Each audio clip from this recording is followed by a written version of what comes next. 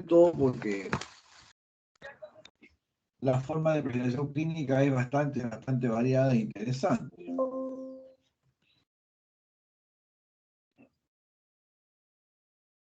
Los principales tipos de enfermedades miocárdicas los tenemos aquí, o sea, la miocardiopatía dilatada, el corazón que se dilata, orientación, una cardiomegalia importante en la radiografía, mi pulso articular izquierdo, tercer ruido.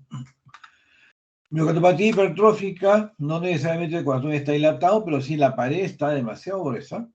Hay formas obstructivas, no obstructivas. Acá la presencia de un cuarto ruido y soplo es lo que nos orienta. Las miocardiopatías de tipo restrictivo, como su nombre lo dice, ejercen una restricción al ingreso de sangre. El problema es predominantemente diastólico, un signo muy frecuente del cuarto ruido. Pero la miocardiopatía restrictiva es todo un grupo de patologías que ameritaría más de una clase. La displasia ritmogénica de ventrículo derecho, hoy en día denominada como miocardiopatía ritmogénica, la manifestación principal es arritmias y muerte súbita. Y finalmente el miocardio no compacto es una forma que todavía no está completamente ubicada en un tipo de estas cuatro, pero tiene mucha ligación genética y la manifestación clínica puede ser arritmia, falla cardíaca o fenómenos embólicos. Entonces, si menciono arritmias, desviación auricular puede ser, arritmia ventricular puede ser, accidentes embólicos definitivamente puede también corresponder a fibrilación auricular. Entonces comprenderán que los síndromes clínicos asociados a miocardiopatía, las enfermedades primarias de miocardio, son los que vemos en el día a día. Es por ello que debemos tener en mente dentro de nuestros diagnósticos diferenciales de un paciente con falla cardíaca la presencia de una enfermedad primaria del músculo cardíaco. Si hablamos de definiciones, este es el consenso americano, publicado en 2006, donde se menciona que las miocardiopatías son un grupo heterogéneo de enfermedades del miocardio asociadas con disfunción mecánica y o eléctrica que generalmente, pero no invariablemente, exhiben hipertrofia o dilatación ventricular inapropiada. Este término de inapropiada diferencia de la hipertrofia fisiológica del deportista, que es, diríamos, la zona gris, en donde uno tiene duda o es patológico o es fisiológico. Y se deben a una variedad de causas, con frecuencia son genéticas. Las miocardiopatías se limitan al corazón, pero también pueden ser parte de trastornos sistémicos generalizados que a menudo conducen a la muerte cardiovascular o a una discapacidad progresiva relacionada con insuficiencia cardíaca. Aquí podemos hablar, por ejemplo, de la amiloidosis, que es una enfermedad sistémica, pero que hay formas que afectan mayormente al corazón. En esta clasificación se menciona 3 tipos de etiologías dentro de las enfermedades miocárdicas. Las genéticas, en donde tenemos la miocardiopatía hipertrófica, la miocardiopatía ritmogénica o displasia ritmogénica del ventrículo derecho, la no compactación ventricular izquierda, las enfermedades por almacenamiento de glucógeno, los efectos de conducción de tipo genético, miopatías con base en patología de mitocondrias, o alteraciones de los canales iónicos, en donde el corazón fenotípicamente es normal, pero el QT está prolongado, o hay una alteración de canales de sodio que induce un trastorno de conducción de rama derecha, o el síndrome del QT corto, o la taquicardia ventricular paroxística catecolaminérgica, o un síndrome raro que es el síndrome de muerte súbita inexplicada del sueño, muy prevalente en asiáticos. El asiático se acuesta lo más bien y no se despierta más porque hizo una arritmia letal mientras dormía. Condición rara. Un grupo mixto, en donde tenemos miocardiopatía dilatada y miocardopatías restrictivas, o sea que no es ni hipertrófica ni dilatada, simplemente la pared del miocardio tiene una composición anormal miocito más fibrosis o miocito más proteína amiloide, o miocito más obliteración del lápiz por infiltración eosinofílica, y nos da el grupo de las miocardiopatías de tipo restrictivo. Y hay un grupo de enfermedades que se califican como adquiridas, que entra todo el grupo de las inflamatorias producidas por miocarditis, una de ellas la miocarditis viral, la miocardiopatía por estrés agudo o síndrome de Takotsubo, la miocardiopatía periparto, que tiene un fondo de tipo inmunológico, la miocardiopatía inducida por taquicardia, o la miocardiopatía de los niños insulino dependientes nacidos de madres diabéticas. En este punto hay una causa identificable, además de lo genético, pero vean ustedes que el espectro es bastante amplio. Esta es la definición de los europeos, publicada en 2008, donde se menciona que es un trastorno miocárdico en el que el músculo cardíaco es estructural y funcionalmente anormal, en ausencia, punto importante, de enfermedad arterial coronaria, hipertensión arterial, enfermedad valvular o cardiopatía congénita, suficiente para causar la anomalía miocárdica observada. O sea, tiene que decir que solamente el afectado es el músculo cardíaco. Aquí se menciona la miocardiopatía hipertrófica, la dilatada, la displasia ritmogénica del ventrículo derecho o miocardiopatía ritmogénica, la miocardiopatía restrictiva y las no clasificadas. Vean ustedes que hay de causa familiar o genética, todos los grupos, o no familiar, no genético en todos los grupos, lo cual definitivamente plantea un espectro mucho más complejo. Pero el concepto es de que el miocardio, el músculo, tiene que estar primariamente afectado. Y finalmente la última definición del Boyis, que fue publicado en 2014, en donde tiene que hacer un fenotipo morfofuncional anormal, o sea, miocardiopatía, forma dilatada, hipertrófica, restrictiva, arritmogénica o no compactada. Debe haber un compromiso o disfunción orgánico, cardíaco o extracardíaco. Hay un entorno genético identificable. Hay etiologías identificables y también se menciona a un estado funcional, dependiendo del compromiso estructural de miocardio. Acá entra la clase funcional 1, 2, 3 o 4 de la Asociación Americana del Corazón o la New York Heart Association. Si hablamos un poco de los genes, hay ahora mucha información sobre el contexto genético y vean ustedes el gran espectro de genes identificados con miocardiopatías primarias.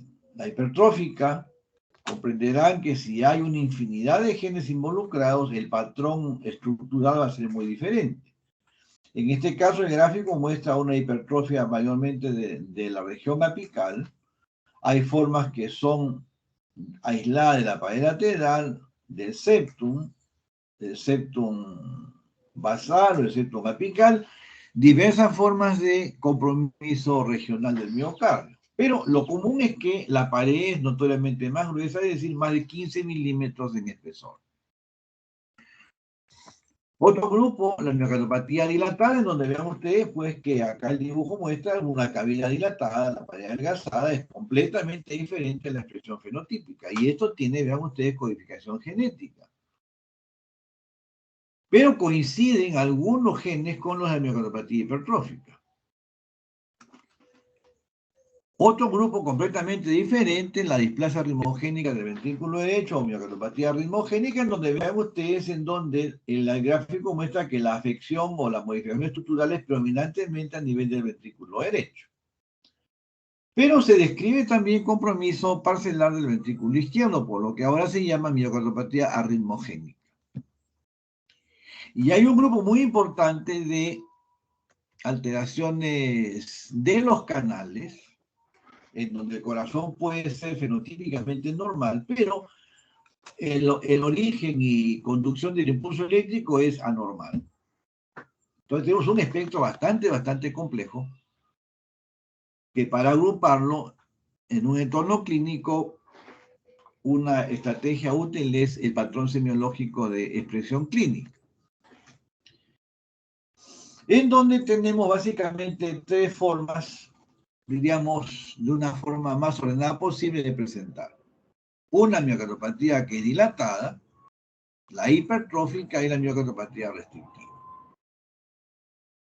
Dentro de la dilatada hay idiopáticas, que son las de causa genética, pero tenemos nosotros etiologías identificables como miocardiopatía alcohólica, miocardiopatía periparto, miocardiopatía asociada a toxicidad por quimioterapia o asociada con desórdenes endocrinos, frecuentemente diabetes, a enfermedad arterial coronaria inducida por abuso de cocaína. O sea, hay una serie de condiciones identificables dentro del patrón dilatado, pero hay una forma que también es genética. Por eso la clasificación europea de genético y no genético como que tiene sustento. Las miocardiopatías hipertróficas, en cambio, son mayormente, tienen que ver con la herencia, con el entorno genético, pero puede plantearnos confusión con adultos mayores hipertensos, en donde la hipertrofia secundaria a la hipertensión me puede llevar a una confusión diagnóstica cuando hacemos los exámenes. Y finalmente, las miocardiopatías restrictivas, que hay etiologías identificadas como, por ejemplo, por radiación, o cirugía de corazón abierto, diabetes, pero hay patologías como la fibrosis endomiocárdica, base genética, enfermedad de Fabry, base genética, sarcoidosis, una enfermedad granulomatosa, que dan el patrón de tipo restrictivo. Si hablamos de los síntomas, la miocardopatía dilatada da mayormente falla ventricular izquierda, pero tardíamente puede haber compromiso biventricular. En la miocardiopatía hipertrófica, disnea, dolor torácico y síncope. La disnea mayormente por disfunción diastólica, dado que la cavidad es pequeña. Y en las restrictivas, disnea, fatiga y manifestaciones muy prominentes de insuficiencia cardíaca derecha. Es decir, signos o síntomas relacionados a hipertensión venosa sistémica. Entonces tenemos ya tres escenarios clínicos diferentes. Una falla izquierda, dolor torácico, síncope, falla izquierda, pero mecanismo diastólico, ayer han hablado sobre esto, o la restrictiva, en donde mayormente hay signos de falla derecha. En el examen físico vamos a diferenciar porque en la dilatada tenemos cardiomegalia, tercer ruido, y sí, ya estamos en un compromiso global, toda la manifestación de hipertensión venosa sistémica, pero primariamente se afecta el ventrículo izquierdo. En la miocardiopatía hipertrófica es un signo característico de la presencia de cuarto ruido. El impulso ventricular izquierdo algo amplio, pero no definitivamente desplazado hacia la izquierda como en la dilatada. Un doble pulso carotidio. Y en las restrictivas, todos los signos de hipertensión venosa sistémica o elevada presión de pulso yugular. Pero acá entiéndase hipertensión venosa sistémica, que es característica manifestación de falla cardíaca derecha. Entonces, tanto en cuanto a síntomas como a signos, podemos ir diferenciando el tipo de enfermedad miocárdica si nuestra sospecha apunta al miocardio. En el electrocardiograma, por eso les preguntaba si habían hecho la clase de repolarización, los cambios mayormente ocurren a nivel del segmento ST y la onda T. En la dilatada pueden haber adicionalmente trastornos de conducción, puede haber ectopías ventriculares, o sea, extrasístoles. En la hipertrófica, marcado incremento de voltaje de los complejos QRS y presencia de ondas Q anormales. Y en la restrictiva, cambios de la repolarización segmento ST a onda T, trastorno de conducción, pero algo típico es que los complejos son de bajo voltaje. Entonces, si yo voy sumando semiología clínica, hallazgo de examen físico y electrocardiograma, vean ustedes que podemos ir diferenciando de una forma, diríamos, relativamente sencilla qué tipo de miocardiopatía estamos enfrentando. Ayer conversamos en práctica que la segunda herramienta diagnóstica que debemos conocer bien nosotros es la radiografía de tórax. La razón que está disponible desde atención primaria hasta el instituto más avanzado. Y vean ustedes que en la dilatada lo característico es corazón dilatado, hipertensión venocapilar pulmonar. En la hipertrófica, la silueta medianamente dilatada. Y en la restrictiva, una leve a moderada cardiomegalia, pero hay que poner mucho ojo con reconocer si las cavidades de ellas están dilatadas o reconozco signos de hipertensión venosa sistémica como una vena cava superior muy visible en la radiografía. Entonces, si vamos a un gráfico que ya lo hemos presentado en la clase de enfermedad valvular aórtica en semiología, tenemos un patrón que puede corresponder a hipertrofia fisiológica de tipo excéntrico, esto es en los deportistas de alto rendimiento, que es diagnóstico diferencial con miocardiopatía hipertrófica, es lo que llaman la zona gris, en donde no sé si es fisiológico o es patológico. Una hipertrofia concéntrica, en donde el aspecto del corazón macroscópico y el miocito pues es diferente que el normal y diferente que el fisiológico. Y la miocardiopatía dilatada. Ahora, si nos acercamos a un diagnóstico con una imagen básica, vean ustedes pues que la radiografía, hablamos de que la hipertrófica daba una cardiomegalia leve a moderada, como se ve aquí. La dilatada es una cardiomegalia pues más que evidente. Pero a veces tenemos siluetas como la que muestro acá, donde uno tiene dudas si es el derecho, el izquierdo, es hipertrófica, es dilatada, entonces definitivamente sí, la historia clínica apunta a antecedentes como muerte súbita en la familia a edad temprana, arritmias, o una insuficiencia cardíaca que no encuentra una causa precisable, probablemente esté pensando en una enfermedad miocárdica primaria, tal vez hipertrófica, por mencionar una etiología y cómo hacemos un ejercicio diagnóstico. El electrocardiograma efectivamente es la herramienta principal de sospecha y igualmente disponible desde atención primaria hasta el instituto más avanzado que tenemos que conocer. Y observen ustedes que los hallazgos característicos incluyen cambios en la onda T, es decir, inversión de la onda T, pero con una característica que debe ser una inversión mayor a 1 milímetro de amplitud, y por lo menos en 2 o más derivaciones, que puede tener connotación regional. Aquí el gran problema con la enfermedad coronaria, porque puede ser precordiales B2 a B6, puede ser territorio de la cara inferior 2-3 y ABF, o puede ser pared lateral de 1 ABL. Pero el concepto es que debo tener la onda T anormal, y la defino como anormal si es más de 1 milímetro de profundidad, pero por lo menos en 2 o más derivaciones. Segundo criterio, presencia de ondas Q patológicas, es decir, que la onda Q tiene una profundidad. La onda Q es la primera deflexión negativa que se ve en el electrocardiograma, mayor de 3 milímetros y una duración de más de 40 milisegundos, o sea, más de un cuadradito. Porque yo puedo tener una onda Q que dura muy poco, 20, 30 milisegundos, no puedo decir que es patológica. Pero si la onda Q dura más de 3 milímetros, y profundidad más de 3 milímetros y más de 40 milisegundos de duración, definitivamente es una onda Q anormal. Depresión del segmento ST, más de medio milímetro. Igualmente en 2 o más derivaciones.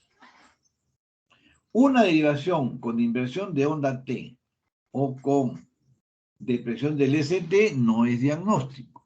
2 o más derivaciones.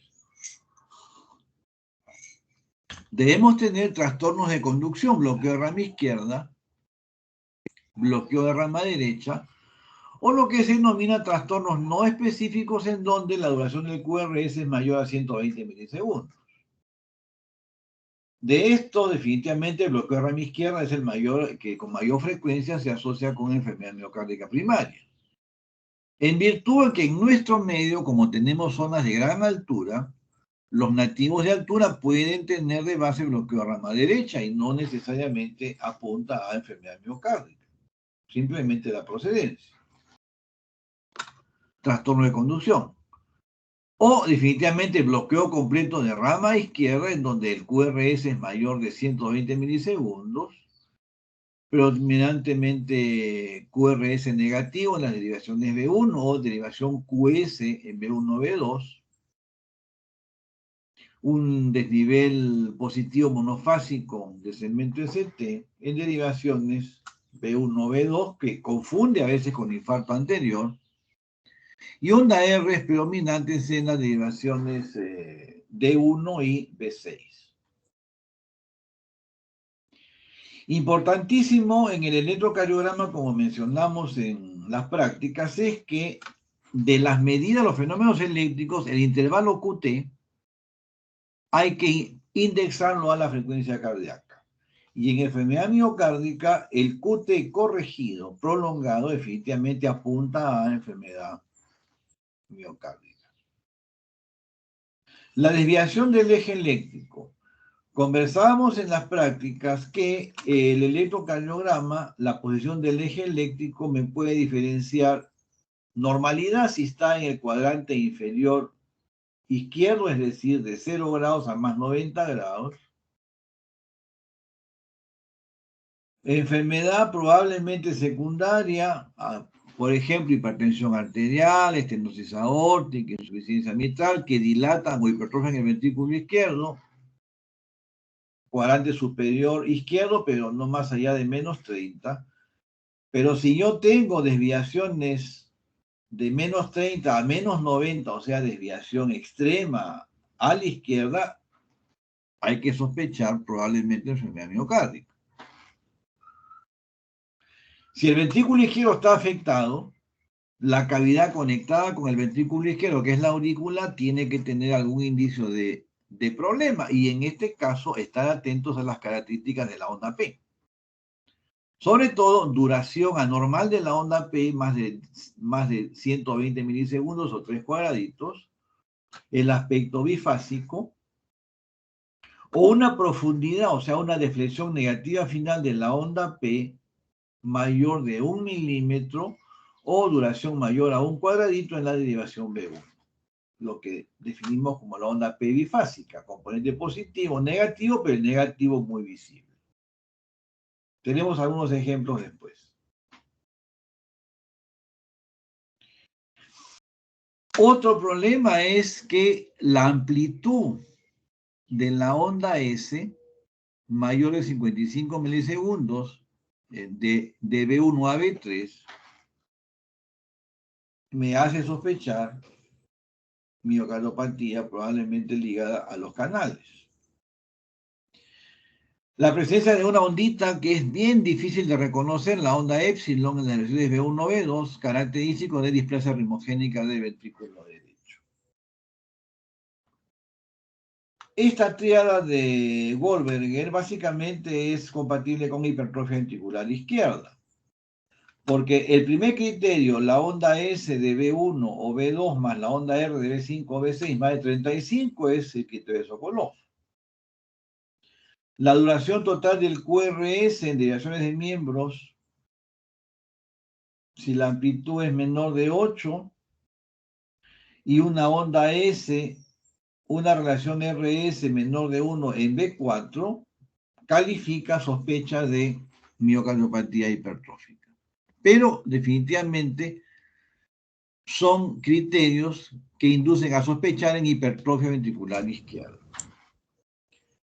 Dependiendo del tipo de miocardiopatía, hipertrófica, displasia rimogénica, dilatada o no compactación, vamos a tener nosotros mayor o menor prevalencia de los hallazgos descritos.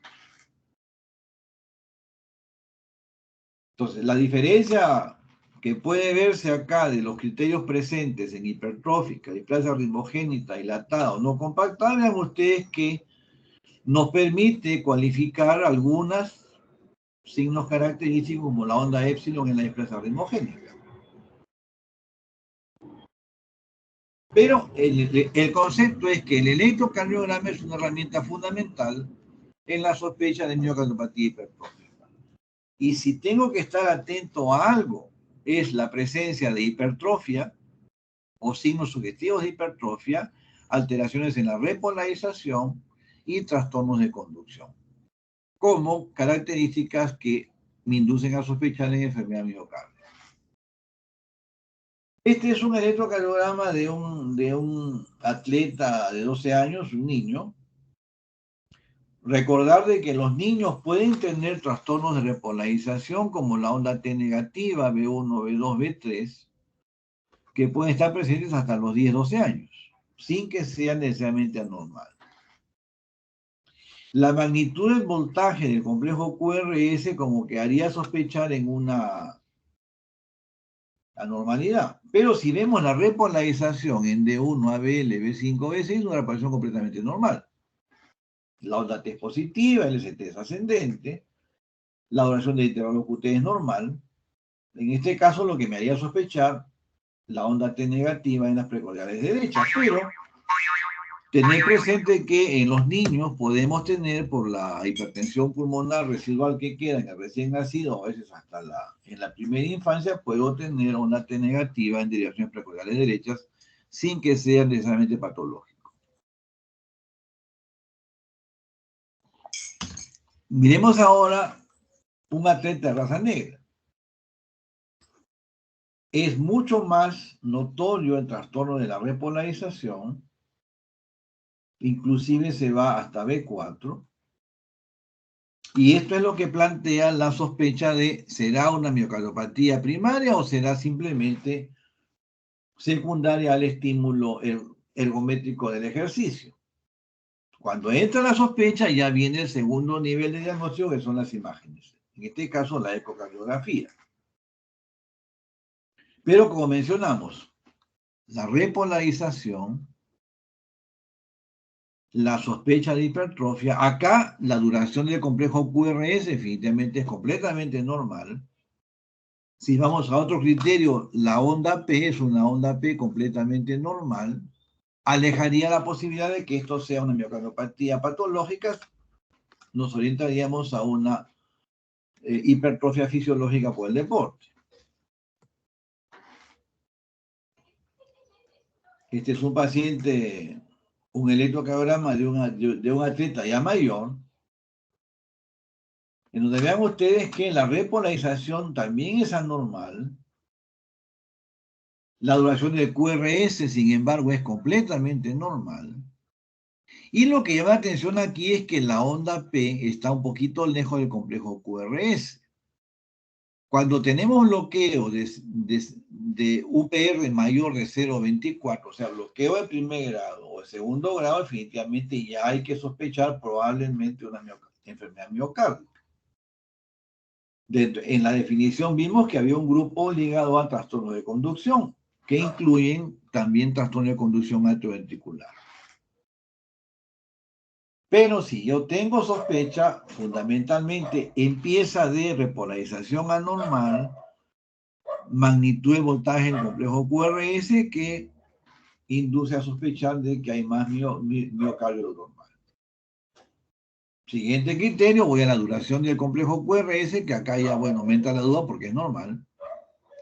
Características de la onda P, salvo en la prolongación del PR, la onda P aparentemente es normal. Si bien es cierto, hay una deflexión negativa visible en B1, no es más de 4 milivoltios, o sea, un cuadradito, que es lo que se requiere como definición. Observen aquí en que tengo trastornos de repolarización B1, B2, B3, B4, B5, hasta B6, acá definitivamente ya no es normal. Vean ustedes las precordiales y las derivaciones periféricas de 1 a BL, definitivamente no es normal. Acá todo el electrocardiograma tiene trastornos de repolarización.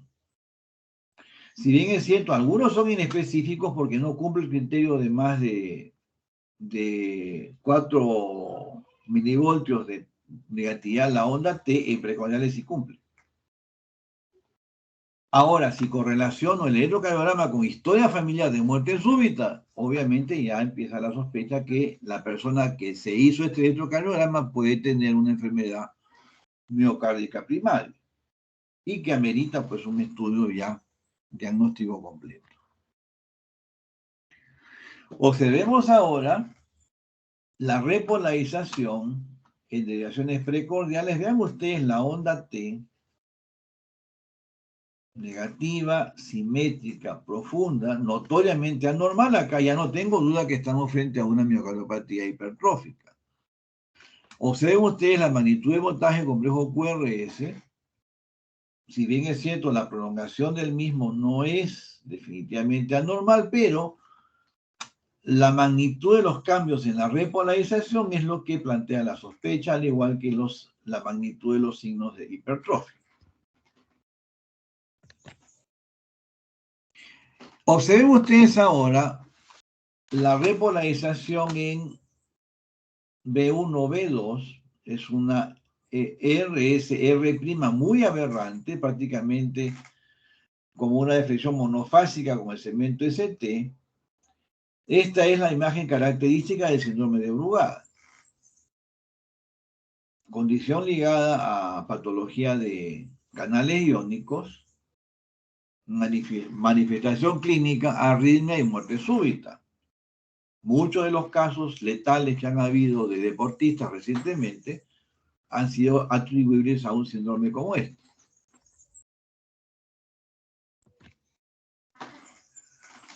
Ahora, la hipertrofia patológica excéntrica, acá vemos un ejemplo, y definitivamente el electrocardiograma correlaciona con lo que muestra la radiografía. Cuando analizamos un electrocardiograma, ya les mencionamos en las prácticas que tenemos que ver la configuración con que se ha registrado el trazado. Acá yo tengo un registro al cuarto de estándar. Lo normal es que esta imagen tenga 10 milímetros, o sea, 2 cuadraditos, 2 cuadrados grandes.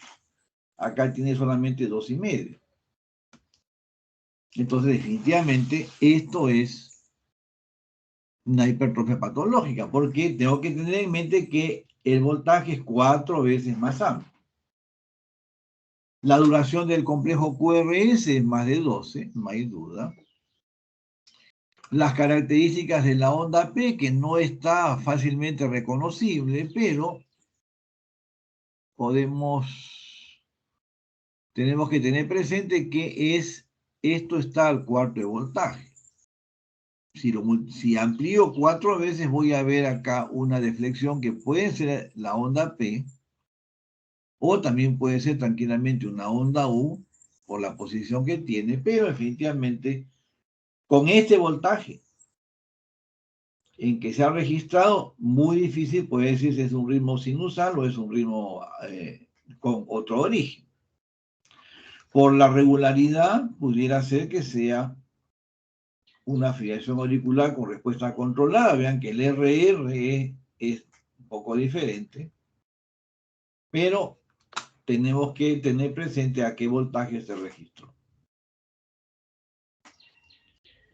Una hipertrofia concéntrica patológica va con un electro pues completamente diferente. Hay criterios de hipertrofia, alteraciones de repolarización, pero el complejo QRS no es tan aberrante como cuando el corazón está notoriamente dilatado.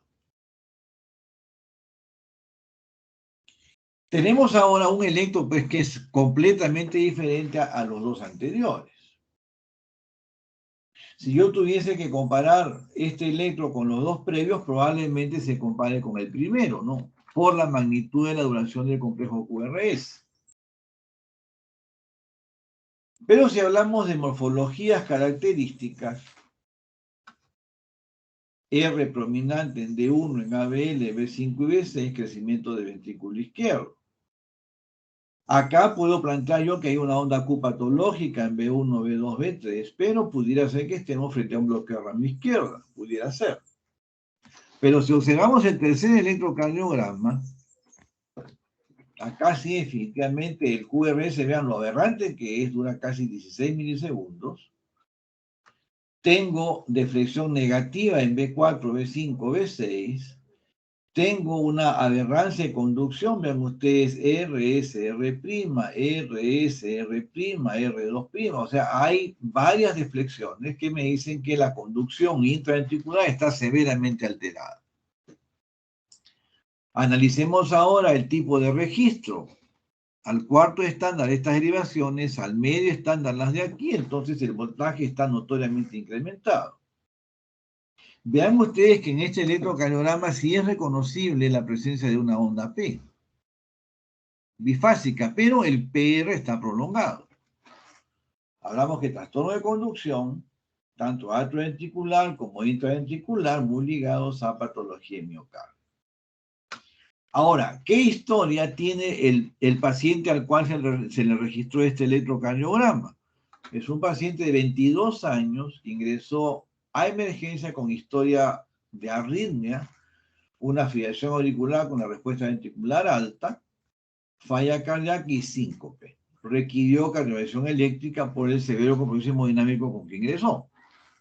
Antecedente, un hermano había fallecido en forma inesperada a los 38 años. Al final, plan diagnóstico, radiografía y tórax, lo que mostramos hace unas diapositivas, notoriamente anormal. La pregunta es, ¿qué cavidad está crecida? Pareciera que es el ventrículo izquierdo por la forma curva, orientación hacia la izquierda y hacia abajo, pero la punta luce ligeramente levantada. Pudiera plantearse crecimiento biventricular, pudiera plantear. Observen ustedes que la oligoemia de los pulmones correlacionaría con una ligera prominencia de la arteria pulmonar, como sugiriendo hipertensión pulmonar, si empezamos a hacer ejercicio diagnóstico. La sospecha aumenta cuando veo que la rama izquierda acaba prácticamente como un dedo de guante. Ante la duda, imagen cardíaca básica, el ecocardiograma. Y vean ustedes, es una miocardiopatía hipertrófica severa. La pared medía más de 35 milímetros. Más de 30 milímetros califica riesgo de arritmias y muerte súbita. Pero vean ustedes la magnitud de la cavidad del ventrículo derecho, donde está el puntero, notoriamente reducido. Se comprende entonces ahora por qué el pulmón está oligoémico. ¿Por qué? Porque el ventrículo es una cavidad notoriamente reducida. No tiene cómo recibir volumen para enviarlo adecuadamente al ventrículo izquierdo.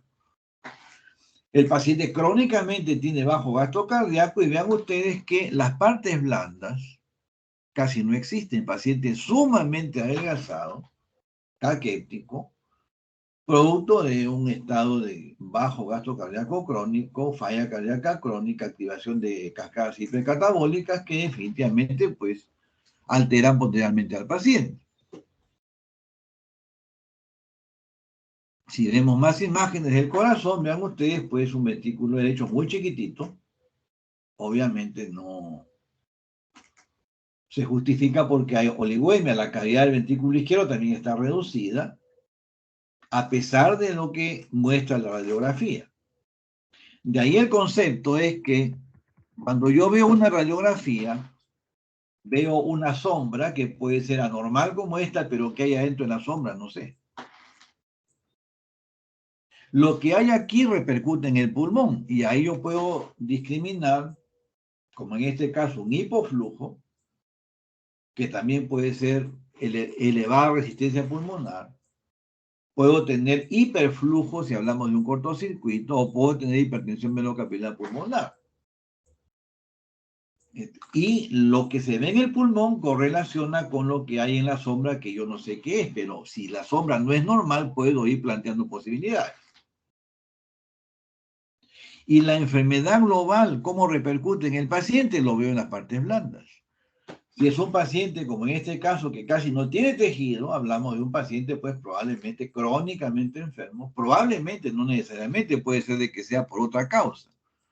Pero si tratamos de hacer una unidad fisiopatológica evolutiva, la presencia de caquepsia me dice enfermedad avanzada.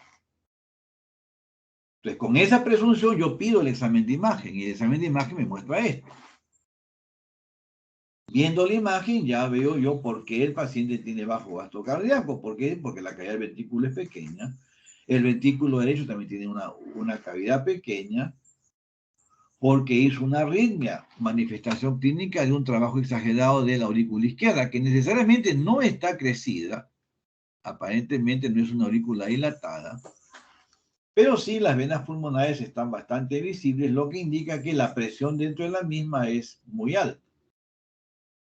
Condición que gatilla, pues puede gatillar la aparición de una fibrilación auricular. Observen ustedes ahora otro ejemplo.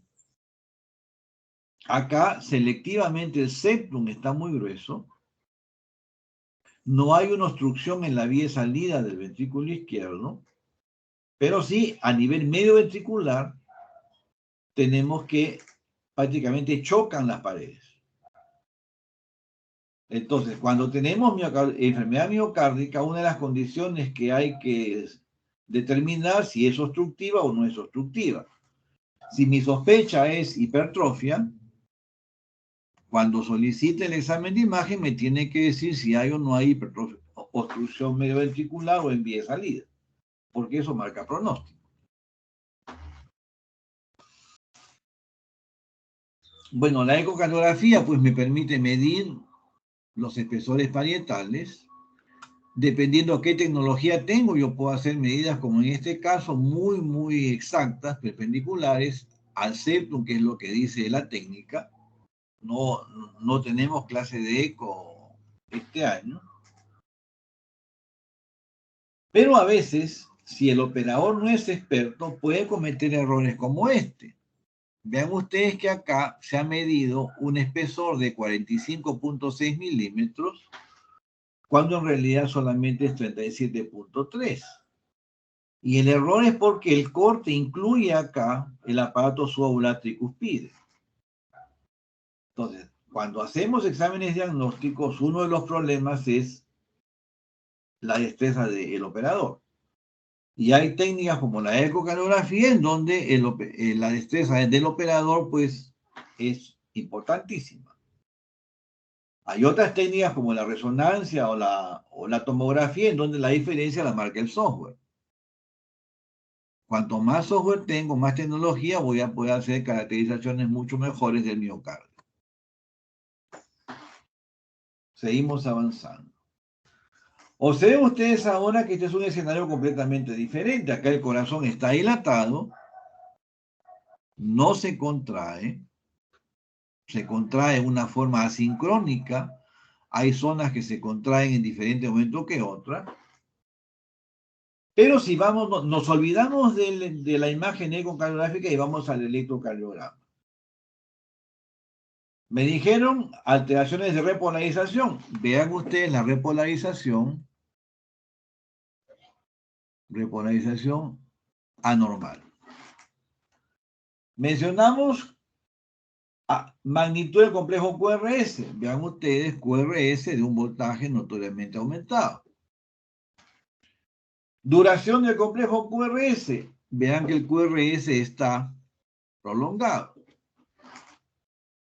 Alta sospecha, vea usted la aurícula y vean ustedes, la aurícula tiene una deflexión negativa muy visible en B1, una morfología bifásica, entonces definitivamente el electrocardiograma es una herramienta muy útil para decir de que el corazón está en problemas serios. Y en las miocardiopatías, la repolarización, magnitud y duración del QRS, y si tengo dudas, características de la onda P me dan la sospecha diagnóstica. De allí que es importante estar en capacidad de reconocer alteraciones de repolarización. Ahora, la isquemia miocárdica también puede dar cambios parecidos a estos. La pregunta es entonces, ¿cómo hago? Para eso tengo que hacer una buena historia, un buen examen físico, y el electro me va a ser de gran ayuda, pero si no hice bien la primera parte del trabajo, no voy a interpretar el examen diagnóstico y mucho menos voy a dar un tratamiento adecuado. Este es un caso de una paciente de 35 años de edad que acude a consulta externa por disnea de 6 meses de evolución, una herida progresiva, pero va a emergencia porque se despertó a medianoche con ahogo y falta de aire. La radiografía nos muestra una cardiomegalia, diríamos, de grado 1, pero sí vemos hipertensión venocapilar de grado 1 yendo a grado 2. ¿Por qué? Porque tenemos redistribución de flujo, tenemos cilios prominentes y nada más. La placa está un poco blanda, no es posible identificar edema intersticial en la cisura, ni tampoco líneas B de Kerley para decir que es hipertensión grado 2. Pero los cilios prominentes ya me dicen que es una hipertensión venocapilar de segundo grado, por lo menos empezando segundo grado. Que si le pongo números es un capilar por encima de 20 milímetros de mercurio. El electrocardiograma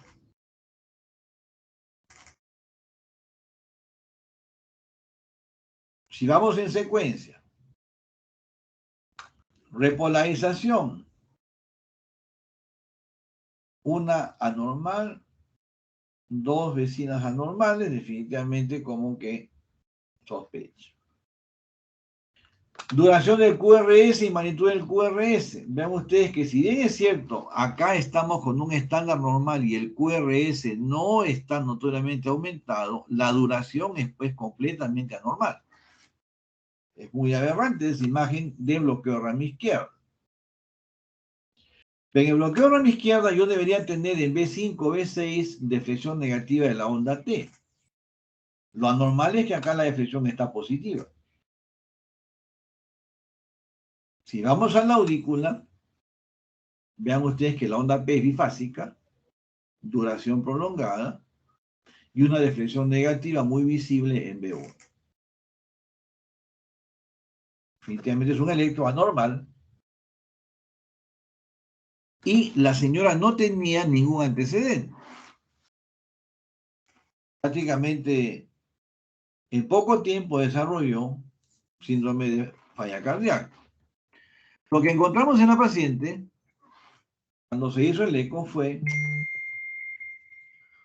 una patología primaria de miocardio. En este caso fue una no compactación. En la no compactación se ve en la pared una especie de grietas que debo verlas por lo menos en más de 3 segmentos. Acá tengo un segmento, 2 segmentos, 3 segmentos, 4, 5, 6, 7. O sea, tengo más de 3 segmentos, que es, entre otros, los criterios que me piden para no compactación. Pero para decir que es no compactación, tengo que demostrar que en las grietas o en las imágenes que parecen grietas, hay sangre.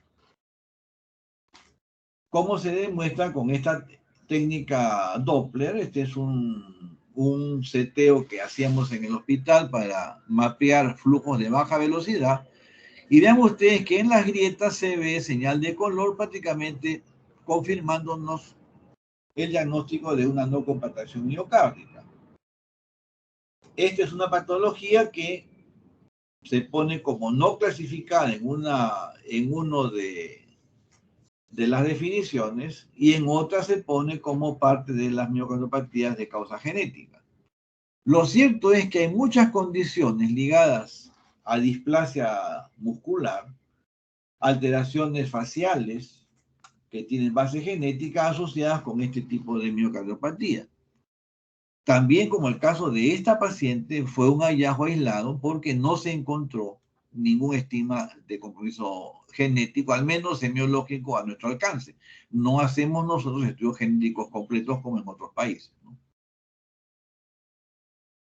Pero no era hipertensa, no era diabética, no tenía lesión valvular, no tenía cortocircuito, no era coronaria, entonces califica con definición de enfermedad primaria del músculo cardíaco.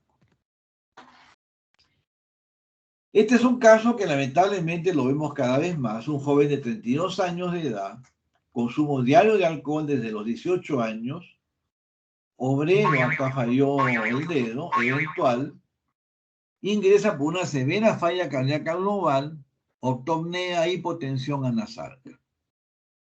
Este es un joven que, bueno, tenía problemas familiares, vecinales, muy serios desde la primera infancia.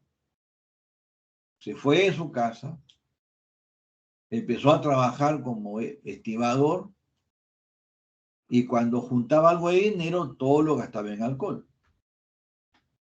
Se intoxicaba. Cuando le pasaba la toxicidad, trabajaba otra vez, juntaba y otra vez se intoxicaba y desde 18 años estuvo en. A los 32 el corazón está, como ven acá ustedes, una bolsa, ventrículo izquierdo muy dilatado, ventrículo derecho dilatado, aurícula dilatada, válvula mitral casi no se abre por la elevada presión de llenado que hay en el ventrículo izquierdo, una miocardiopatía dilatada de etiología tóxica por exceso de consumo de alcohol.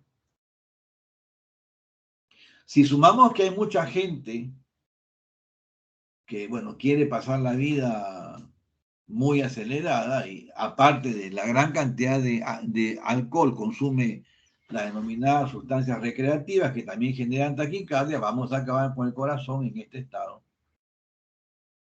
si no conocemos los efectos lesivos de estas sustancias y no los comunicamos a los pacientes. Por eso es importante cuando se habla de enfermedad miocárdica, sospechen una falla cardíaca que no le encuentro causa, indagar por o medicamentos como cáncer, como sustancias llamadas recreativas. Vean ustedes, severo compromiso global del corazón por toxicidad alcohólica. Seguimos avanzando. Entonces, vean ustedes que el electrocardiograma es una herramienta sumamente útil cuando sospecho yo enfermedad miocárdica. Tenemos ahora un caso que es cortesía de Dr. Boataz. Yo trabajo con Dr. Boataz desde hace más de casi 20 años. Y este es un caso que vimos en la práctica privada. Si les pido una descripción de la radiografía y vemos la sombra del corazón, como que parece normal. Ayer tuvimos una conversación sobre parámetros de normalidad en la radiografía de tórax. Recordarán mis alumnos, clavícula dividida en dos, está justo en el límite. Hemitras derecho dividido en tres, está dentro del tercio interno. Yo no podría decir que esto es cardiomegalia. La sombra. Si vemos el pulmón, vean ustedes que es una placa con una penetración comparable. Vamos a regresar a esta radiografía, porque no se ve nada de la columna. Pero comparen estos pulmones con esta penetración, con esta intensidad de kilovoltaje radiográfico, con una silueta que prácticamente tiene el mismo kilovoltaje, porque la silueta es muy comparable, pero el pulmón no tiene sangre.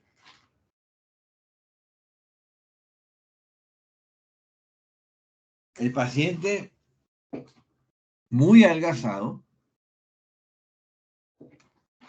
el cuadro clínico, disnea, fatiga, que es cavidad derecha, palpitaciones, Arritmia ventricular frecuente documentada en un Holter, que es una variación del electrocardiograma, que es un registro electrocardiográfico de 24 horas. Hoy en día, a través de un chip implantable, se puede monitorizar Holter hasta 6 meses. Hay Holter de 48, 72 horas y una semana, entonces tenemos ahora herramientas mucho más sofisticadas cuando la sospecha es una arritmia. Porque es posible que yo coloque un Holter de 24 horas y el día que el paciente está con el dispositivo no hace arritmia ni hace síntomas. Vean ustedes que la edad, 65 años, correlaciona con la calcificación de los cartílagos costales, ¿no? Electrocardiograma. Si algo llama la atención en este electrocardiograma es que los voltajes son pequeños en las desviaciones periféricas. En las precordiales ven ustedes que B6 y B5 también son pequeñas. Y hay una deflexión negativa predominante en B4. Entonces, definitivamente, esto apunta probablemente a una enfermedad miocárdica primaria. Si analizamos otras características, vean ustedes la onda P, un poquito de la amplitud incrementada. Tenemos el PR prolongado, 0,28, bloqueo de primer grado. Y es llamativa la deflexión negativa, o QS en D1 en ABL, definitivamente un electro que es anormal. La primera sospecha, bueno, siempre es por la edad, cardiopatía isquémica, probablemente secuela de un infarto en pared lateral, tal vez porque tengo QS en D1 en ABL, repolarización atípica en B5, B6, dirección vecina a D1 y ABL, pero lo que llama la atención es que los complejos son de muy bajo voltaje, los cambios de la repolarización son difusos en prácticamente todo el electrocardiograma, y las manifestaciones son básicamente de problema derecho. Y en la radiografía veo oligoemia. Si afino un poco más el ojo, ramas pulmonares prominentes, acaban casi como dedo de guante. Se insinúa acá una sombrita que puede ser la vena cava superior, hipertensión venosa sistémica. No hay derrame, pero definitivamente no es normal ni la radiografía ni el electrocardiograma, y la clínica, pues arritmia sobre todo, orienta a sospechar enfermedad miocárdica primaria. Observen ustedes en el ecocardiograma, no hay huella de infarto, se mueve la pared inferior, se mueve la pared lateral, pero el músculo, el miocardio, tiene un aspecto como hiperrefringente, como si fuese vidrio esmerilado. Esto es característico de una amiloidosis, que es una enfermedad infiltrativa. En este caso se hizo cuando todavía no teníamos resonancia con todos los software actuales para los mapeos miocárdicos. Se llegó hasta la biopsia con microscopía electrónica. Esto se hizo fuera del país, por supuesto. Y observen, esto es del Texas High Institute. Y vean ustedes que acá están los miocitos, los sarcómeros. Y esta imagen, con unos lagos plomizos, corresponde a la sustancia amiloide. Esta es una miocardiopatía infiltrativa que califica dentro de las restrictivas, tipo amiloidosis. En tiempo reciente hay mucha inquietud con la amiloidosis porque hay una forma de amiloidosis, la ATTR, que ahora es identificable por imagen o por mapeo genético, que tiene tratamiento. Y un tratamiento que modifica el pronóstico de vida de 6 meses a más de 6 años. El tema es que el medicamento aún no está masivamente disponible, es muy costoso, pero ya hay herramientas diagnósticas y terapéuticas para amiloidosis. Este es un caso que lo presentamos en un evento fuera del país, un caso raro de insuficiencia cardíaca derecha. Un caso de insuficiencia cardíaca derecha. Este es un paciente de 55 años de edad, sin antecedentes clínicos, agricultor, evaluado en la sala de emergencia por disnea progresiva, disminución de tolerancia al ejercicio, edema, anasaca, finalmente ortopnea. Refiere también dolor abdominal en el hipocondrio derecho, anorexia y finalmente dolor torácico atípico.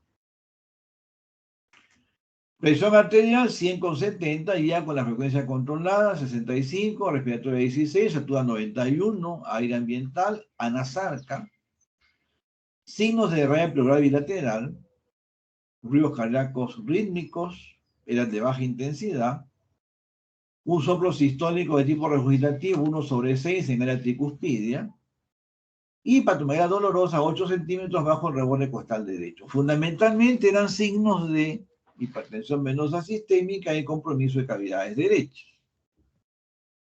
Esta es la radiografía. Si la pregunta es ¿qué cavidad está crecida? Definitivamente habría que ser pues adivino para saberlo.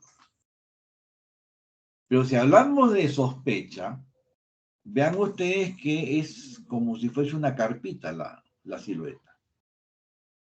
Y cuando es imagen que parece carpa, no se olviden de que patología pericárdica puede estar presente. No se olviden de que el pericardio es una serosa y si hay derrame pleural bilateral puede ser una policerositis. Puede ser dentro del diagnóstico diferencial, por supuesto. Pero miren ustedes lo poco que se ve de los cilios, como que hay acá un dedo de guante y el pulmón no tiene sangre, a pesar que la placa es muy blanca. Y los signos sean de hipertensión venosa sistémica. En el electrocardiograma, si vamos repolarización, definitivamente es anormal. Onda T negativa, onda T plana en todas las elevaciones, pero paciente con anasarca puede darme voltajes pobres en las direcciones periféricas. Entonces, por este hallazgo per se, uno podría decir de frente miocardopatía restrictiva. ¿Por qué? Porque hay derrame pleural, hay anasarca, entonces puede ser tranquilamente por los edemas que los complejos sean de pequeño voltaje. Lo que sí definitivamente no es normal es la repolarización atípica en todo el trazado. Y fundamentalmente en B1, B2, B3, B4, notoriamente anormal. Sobre todo en las precordiales derechas. El paciente hacía arritmia frecuente, acá ven extrasístoles, que son latidos que se adelantan a una secuencia normal. Esto se documentó con un estudio Holter, había arritmia de alta densidad, más de 25% del total de latidos. Y el ecocardiograma nos muestra, vean ustedes, ventrículo derecho dilatado, notoriamente, no hay derrame pericardial, un pequeño derramito que no es el gran derrame, no tiene por qué dar la cardiomegalia que vemos. Pero si vean ustedes, la pared del ventrículo derecho no se mueve para nada. Hay acá una imagen hiperrefringente en lo que vendría a ser parte de la vía de salida, que ya me hace pensar mal. Pared anterior del ventrículo derecho totalmente aquinética. Bueno, las características del modo M, función anormal del ventrículo derecho y hiperrefringencia de la pared, aparte que está adelgazada y no se mueve prácticamente nada la pared libre del ventrículo derecho como se ve acá. Entonces, ¿el problema dónde está? ¿Está en el lado derecho o está en el lado izquierdo? Se pudiera decir que notoriamente pues está al lado derecho. ¿Por qué? Porque vean ustedes un ventrículo severamente dilatado, la aurícula derecha muy dilatada, pero hay un fenómeno de acentuación de interdependencia en donde la forma y geometría del ventrículo derecho altera la forma y geometría del izquierdo. Entonces el gasto cardíaco izquierdo está reducido. ¿Por qué? Porque entra poca sangre por la alteración, por la acentuación de la interdependencia que hay. Nuevamente de electrocardiograma, y si hacemos un aumento de las derivaciones precordiales derechas, vamos a ver una pequeña ondita acá, donde está la flecha roja, que esta es lo que se llama la onda épsilon, es la que está descrita en la displasia ritmogénica del ventrículo derecho. Por supuesto que faltó registrar a doble estándar, se hubiese visto mucho mejor las ondas épsilon. Este paciente tenía todos los criterios de displasia primogénica de ventrículo derecho. Inclusive se hizo una resonancia y se demostró infiltración de la pared libre del ventrículo derecho, que es lo que dice el libro. Pared libre, vía de salida, pared lateral, aparte de aquinesia y dilatación de los segmentos comprometidos. La anécdota es de que se hizo una resonancia. La resonancia era muy característica, las imágenes eran muy bonitas, pero el residente me llevó la resonancia en un día sábado, prácticamente cuando yo estaba ya saliendo del hospital. Doctor, me dice, la resonancia, uy, displasia primogénica. Le digo, el lunes lo grabamos todo porque este caso es para presentar. La anécdota, como les comento, es que el paciente el domingo pidió su alta voluntaria y nos quedamos sin grabar la resonancia. Y acá les digo que cuando tengan ustedes casos así, que marcan la diferencia como estos, que incluso me lo aceptaron para presentarlo a del país, el caso se documenta. El día que me entero, ese día documento todo, porque no sé si al día siguiente lo voy a poder hacer. Esa es la forma como uno busca el material para participaciones en eventos, para docencia o para publicaciones, que al final es lo que es de gran utilidad, sobre todo que queda huella para los que vienen después. Entonces, hemos visto de que las miocardiopatías semiológicamente las puedo diferenciar por los síntomas, por los hallazgos de examen físico. Hay algo común que son cambios en la repolarización, pero la presencia o la variación de la magnitud de voltaje me puede orientar hacia un tipo de miocardiopatías. La dilatación del complejo QRS me puede orientar a otro. La presencia de ondas Q a una miocardiopatía hipertrófica, definitivamente la radiografía.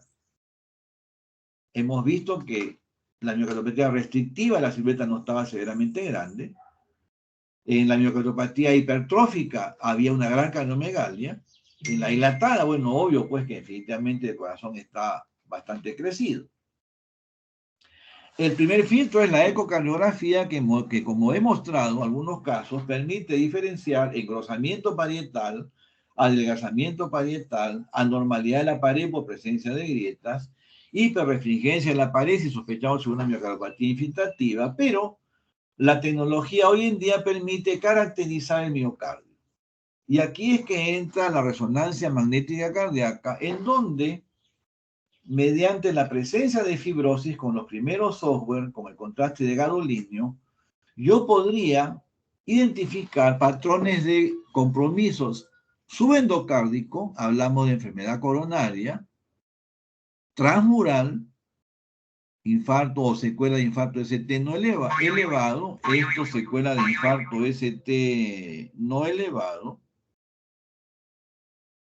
Si el paciente se sometió a angioplastía y no funcionó por completo, vemos un patrón mixto, subendocárdico o transmural.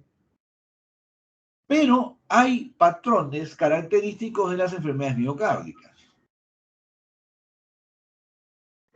Las miocardiopatías hipertróficas, dependiendo del tipo, pueden dar compromiso parcelar en el septum. Las miocarditis, mayormente compromiso medio ventricular. Algunos tipos específicos como la sarcoidosis o el Fabry, medio ventricular, algo periférico, pero más hacia la pared lateral. O a veces subepicárdico. Entonces, cuando tengo yo compromiso parcelar, pero no de característica isquémica, acá en la historia es de gran ayuda, o un compromiso endocárdico difuso, amiloidosis hasta que no se demuestre. La resonancia magnética ya no solamente me dice parece hipertrofia, sino que me dice es hipertrofia, es un músculo anormal porque tiene fibrosis septal, mesoepicárdica, subepicárdica o difusa en todo el endocardio. Avanza la tecnología y hoy día con el mapeo secuencias con los tiempos de la resonancia, podemos nosotros diferenciar miocardio normal, miocardio con infiltración difusa reactiva, o infiltración ya por necrosis de miocitos, o reemplazo focal de miocitos por fibrosis, en virtud a los diferentes tonos de colores que me dan los software cuando los tengo. Pero ustedes ven acá un compromiso mesoepicárdico con una secuencia T1, con el software, pero vean ustedes en la tecnología de menos sofisticada, como el contraste con gadolino, se ve en el mismo punto. Entonces, la resonancia me permite caracterizar el tejido. Y lo caracteriza en base a la respuesta que tienen los tejidos cuando se someten a la acción de un campo magnético.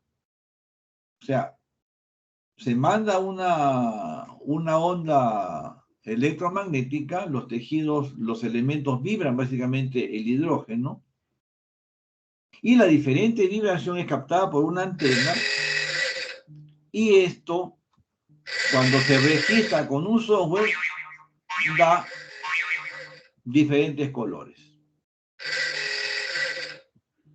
Perdón un ratito. Aló. Estoy haciendo clase. Apenas termine, le llamo, por favor.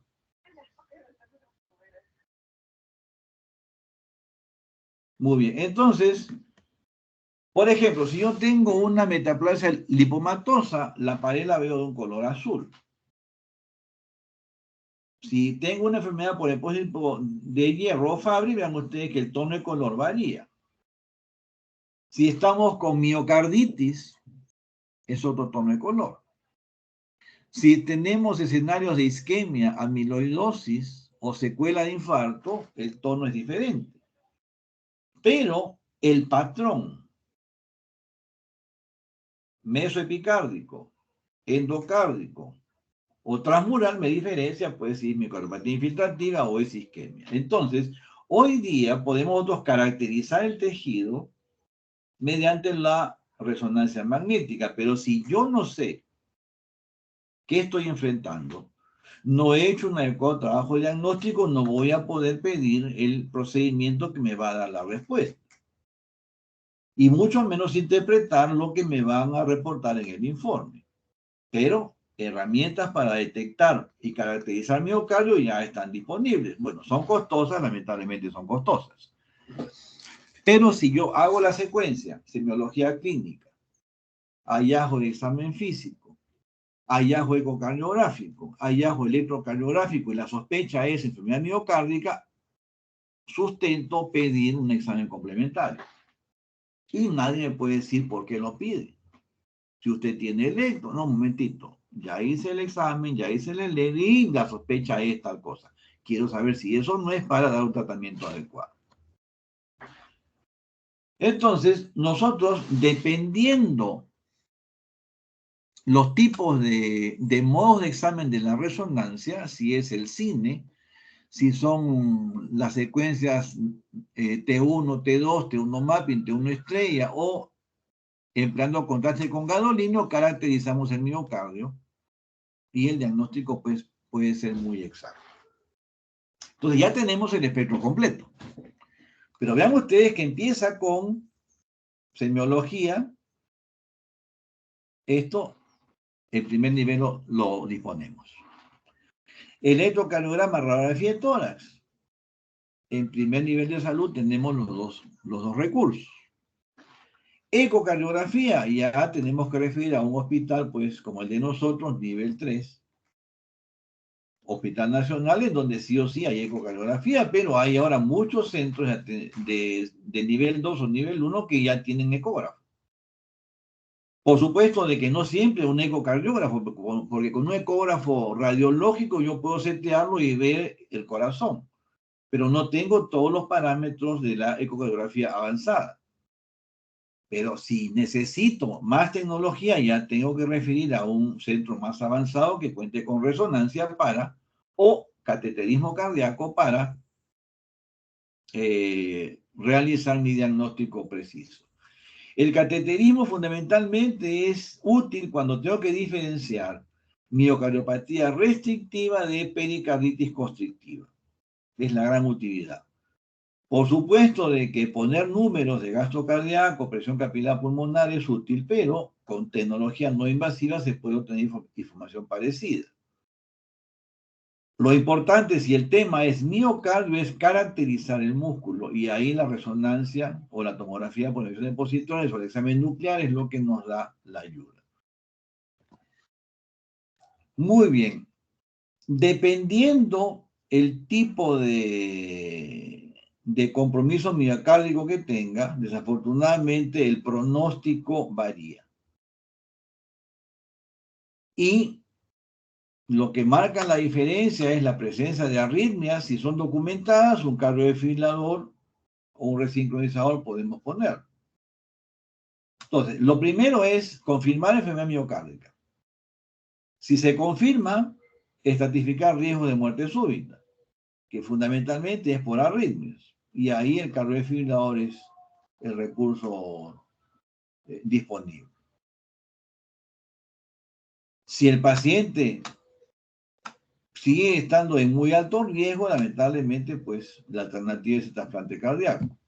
Pero hablamos ya de tratamientos que no están masivamente a nuestra disposición. La enfermedad miocárdica también puede ser aguda. Hablamos ahora acá de la miocarditis. Es toda una clase aparte de miocarditis. Tomaría un par de horas por hablar todo el tema, pero si hablamos en palabras sencillas, las formas de presentación clínica pueden ser similares a un síndrome coronario agudo. La sospecha principal es que una insuficiencia cardíaca de una causa no conocida que no dura más de 2 a 3 semanas. O una insuficiencia cardíaca que me dura más de 3 meses, perdón, de 2 semanas a 3 meses, o dura más de 3 meses, pero no le encuentro causa. O sea, si yo tengo una falla cardíaca que no se encuentra causa, la mente tiene que ir a pensar en miocarditis. En la miocarditis, definitivamente las miocarditis virales son las más frecuentes. Hoy día hay algunos casos reportados de miocarditis por el uso de las vacunas. Se han reportado con todas las vacunas, pero como se está usando masivamente vacunación en estos últimos tiempos, hay algunos casos de sospecha de miocarditis, que es pues falla cardíaca, arritmias, taquicardia persistente. Uno tiene que estar atento a descartar miocarditis.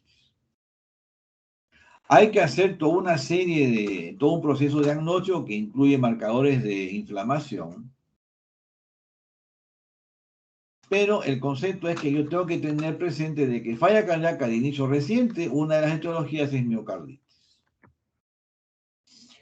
Una de las formas que se ve cada vez con más frecuencia es la miocardiopatía inducida por estrés agudo, o miocardiopatía Takotsubo, o síndrome de balonamiento apical, denominado así por la similitud de la forma del corazón en la angiografía con la trampa con la que los japoneses capturan los pulpos. El pulpo mete la cabeza a ver qué hay adentro y cuando quiere salir no puede y adiós pulpo.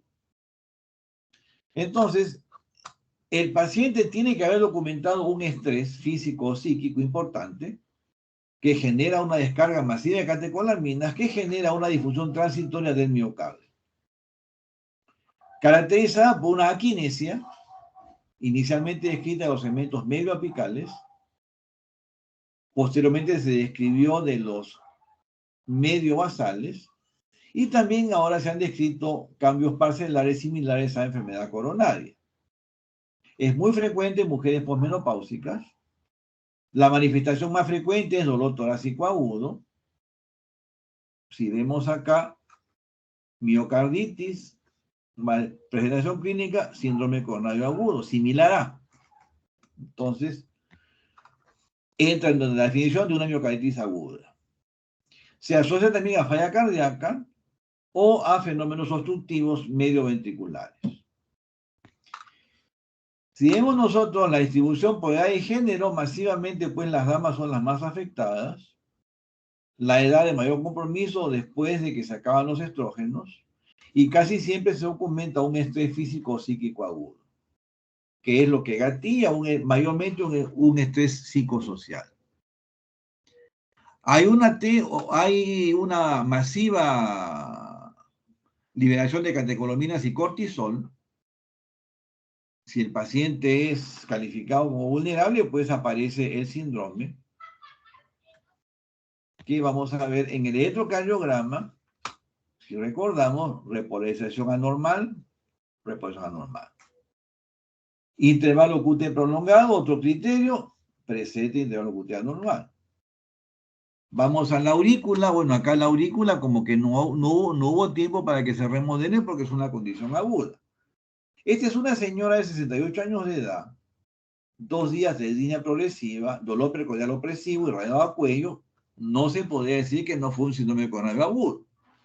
Asociado a manifestaciones vegetativas. ¿Qué número le ponen? Definitivamente 9, 10 o más de 10. Dolor torácico más manifestación vegetativa, no se olviden, hasta que no se muestre infarto, o embolia pulmonar, o síndrome aórtico agudo. Pero el infarto es la causa más frecuente. Pero aparentemente cuando fue recibida la paciente, no se encontró un factor físico o psíquico asociado. Recuerdo que en esa época yo todavía hacía guardias, fuimos a evaluar a la paciente, esto fue una de las últimas horas que hice, abril de 2019, y la veía la señora, bueno, aparte de la ansiedad que genera estar hospitalizado en emergencia, empiezo a conversar, a preguntar, y resulta que la hija de la paciente, una señora de 40 años, decidió ser mamá a esa edad, y fue muy difícil. Tratamiento de fertilidad, 1, 2, 3, y no conseguía salir, hasta que al final salió gestando. La gran alegría para la señora, para la mamá, futura abuela. Y lo triste es que el nieto falleció a las 36 horas de nacer porque vino con un problema cardíaco muy serio. Y la señora, a las pocas horas de enterarse que ya falleció el nieto, empezó con dolor intenso en el pecho. Entonces se documentó un estrés agudo, psicológico.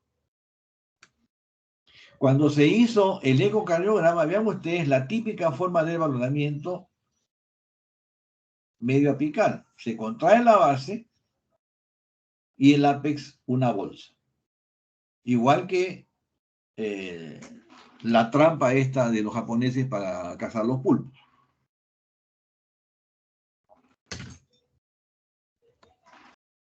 Se hizo una geografía coronaria.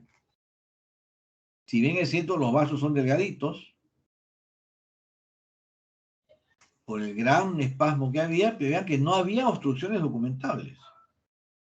Los vasos completamente permeables, pero sí, definitivamente adelgazados. Probablemente por la gran carga de catecolamina.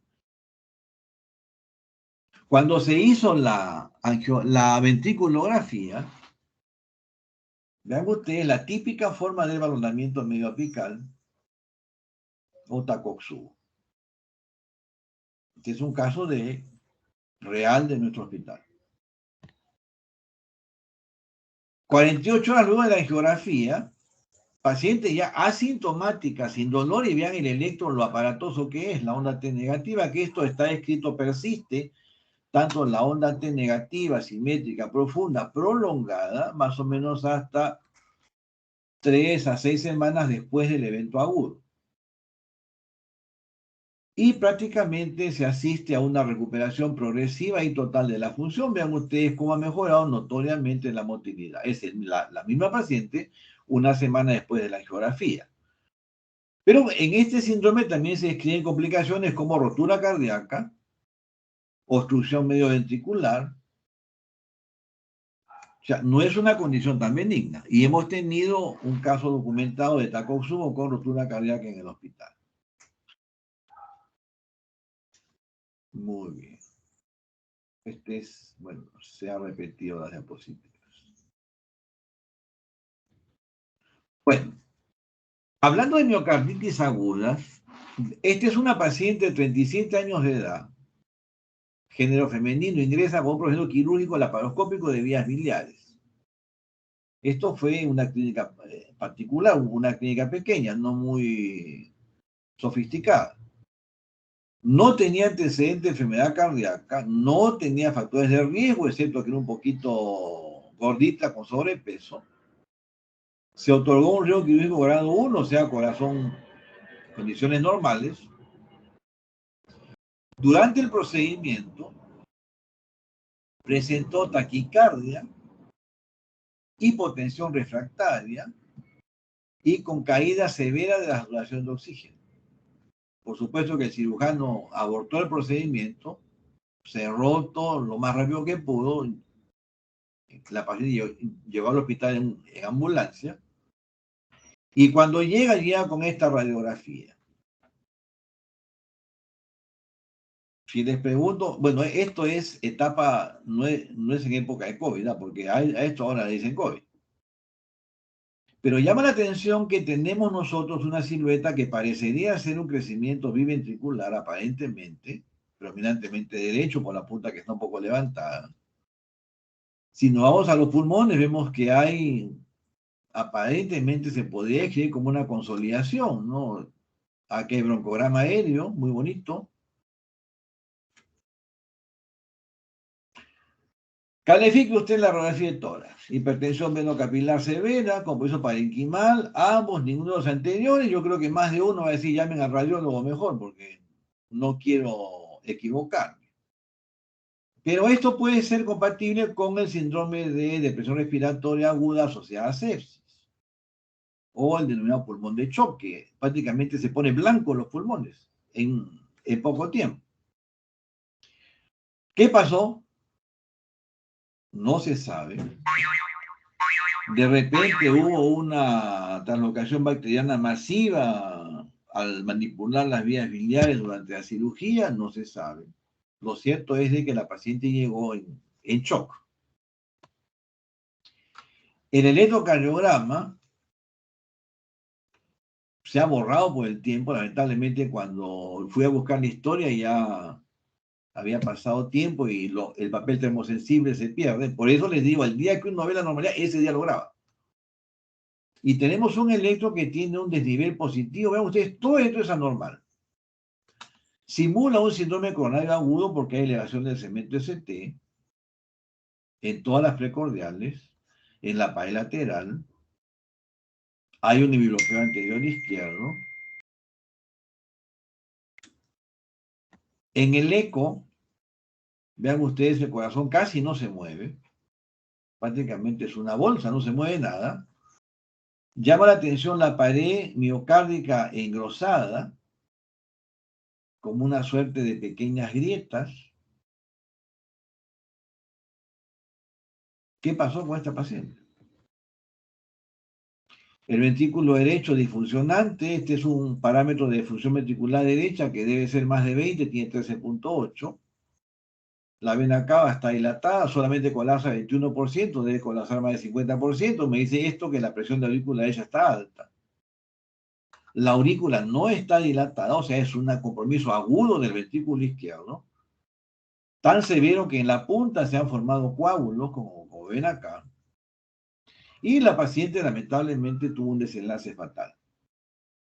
Entonces, aparentemente este caso fue una miocarditis aguda fulminante que se describe en aproximadamente 30% de los pacientes que hacen miocarditis aguda. Muy bien, entonces, las enfermedades miocárdicas son un conjunto de enfermedades que tienen expresión clínica de la más variada. Debemos tener presente que semiológicamente signos de falla cardíaca izquierda me orientan hacia miocardopatía dilatada. Dolor torácico, disnea, arritmia, a miocardiopatía hipertrófica. Hipertensión venosa sistémica, fatiga, síntomas derechos, más hacia formas restrictivas. En la forma restrictiva, el gran desafío, diagnóstico diferencial con pericarditis constrictiva. Eso lo conversamos en el curso de semiología. En el examen clínico, bueno, tercer ruido, cuarto ruido, soplo tricuspidio, o sea, dependiendo si sospecho dilatada, hipertrófica o restrictiva. Plan básico de estudio, el electrocardiograma, específicamente trastornos de repolarización en 2 o más derivaciones vecinas. Signos de hipertrofia ventricular izquierda, o sea, QRS de amplitud y duración aumentada, o complejos muy pequeñitos, más repolarización anormal, miocardiopatía restrictiva.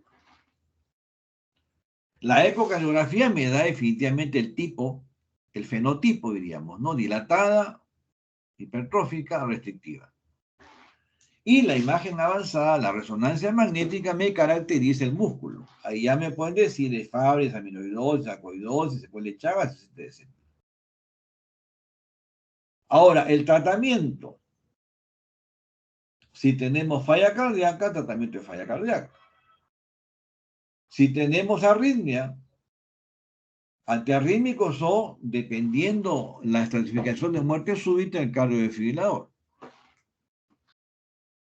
Si el pronóstico es sombrío, hacer todo el esfuerzo para caracterizar si es amiloidosis y sobre todo si es la forma ATTR, que es la que hoy en día tiene terapéutica que puede modificar pronóstico. Pero en general, la enfermedad miocárdica tiene un pronóstico que es un poquito, diríamos, sombrío por calificarlo de alguna forma. Es un padecimiento crónico. ¿Qué recomendación debemos dar a los pacientes? Obviamente, evitar estímulo adrenérgico, porque uno de los problemas son las arritmias. O sea, si el paciente va a consumir alcohol en exceso, va a consumir demasiado café, va a consumir bebidas energizantes, tiene riesgo de hacer muerte súbita. Pero como podrán haber visto, todo empieza con la sospecha clínica, la curiosidad semiológica, pero sobre todo tener en mente el diagnóstico diferencial, porque si yo no pienso que puede andar una enfermedad de primaria del músculo cardíaco, nunca lo voy a diagnosticar. Pero la secuencia es la mencionada. En los procedimientos electroradiografía disponible en atención primaria hasta el instituto más avanzado. Ecocardiografía, ultrasonido, imagen básica, también está disponible prácticamente hoy en día masivamente. Las técnicas ya avanzadas, resonancia nuclear, cateterismo, ya está en centros avanzados. Pero el diagnóstico inicial tranquilamente se puede hacer desde los centros de atención primaria. Muy bien, con esto terminamos la clase. ¿Alguna pregunta? ¿Algo que no haya quedado claro?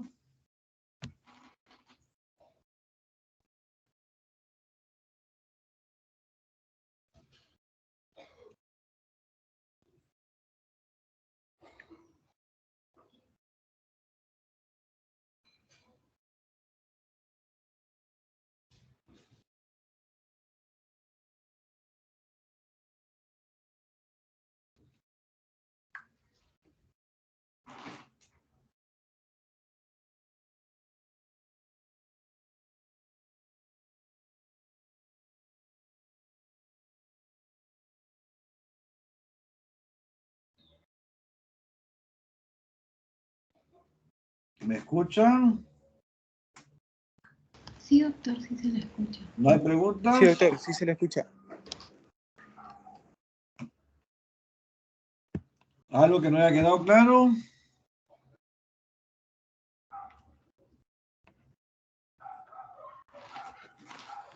Muy bien, si no hay preguntas, a las 9 continuamos con la sesión práctica del día de hoy. Doctor, disculpe, ¿podría dejar la reunión todavía, no cerrarla para